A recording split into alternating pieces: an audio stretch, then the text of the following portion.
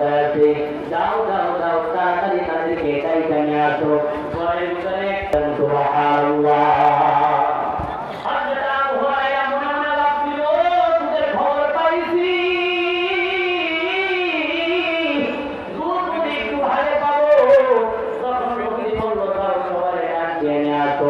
তখন মনে মনে ভাবতেছে সবাই ডাকিয়ে দুবারে পাবনি এমনি মনে মনে ভাবতেছে, কিন্তু পাকে দেওয়ার মালিক কে ধরে বলেন, আওয়াজ করে বলেন কে?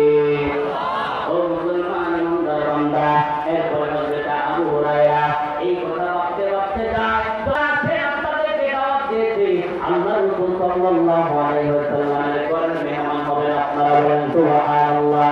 আর ওই ঘরের ভিতরে কিন্তু কয়জন আছে জানেন আপনারা? এক পেয়ালার ভিতরে কয়জন হাতে? এক মন না আধা মন না 20 কেজি না 10 কেজি না সর্বোচ্চ 2 কেজি না হয় ধরতে।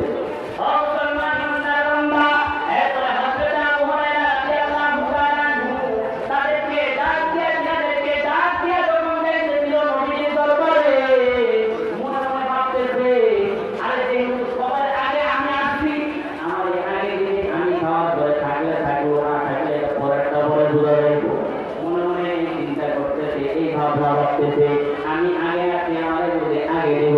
আল্লাহ কি দেখলা, আল্লাহ কি আল্লাহু আকবার আল্লাহু আকবার কেমন দয়া দেখেন। হযরত আবু হুরায়রা এই কথা ভাবতে ভাবতে যখন সাহাবায়ে কেরামদের সবাইকে ডাকতেছে, সবাইকে সিরিয়াল বাই সিরিয়াল বসাইছে, গুণ করা বসাইয়া এরপরে নবী ডাকতেছে, নবী দুধের পেয়ালাটা হাতে নিয়ে আসছে। আয়েশা আবু হুরায়রাকে ডাকতে বলে, ও আবু হুরায়রা, এই যে দুধের পেয়ালা তুমি একজনকে শুরু করো, একজন একজন সবাই দুধ পান করা, বলেন সুবহানাল্লাহ।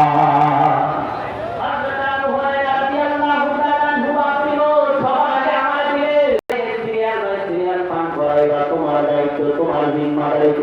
আল্লাহু আকবার। ও মুসলমান ইমানদার বান্দা, কেমন বরকতওয়ালা নবী। এরপরে নবী যখন আবু হুরায়রার হাতে দুধের পান দিল, দুধের পেয়ালা দিল, হযরত আবু হুরায়রা প্রথম জন সাহাবীকে খাওয়ায়, দ্বিতীয় জনকে খাওয়ায়, তৃতীয় জনকে খাওয়ায়, এইভাবে 10 জন, 30 জন, 40 জন, 50 জন, 70 থেকে 100 জনকে খাওয়াইল, বলেন সুবহানাল্লাহ।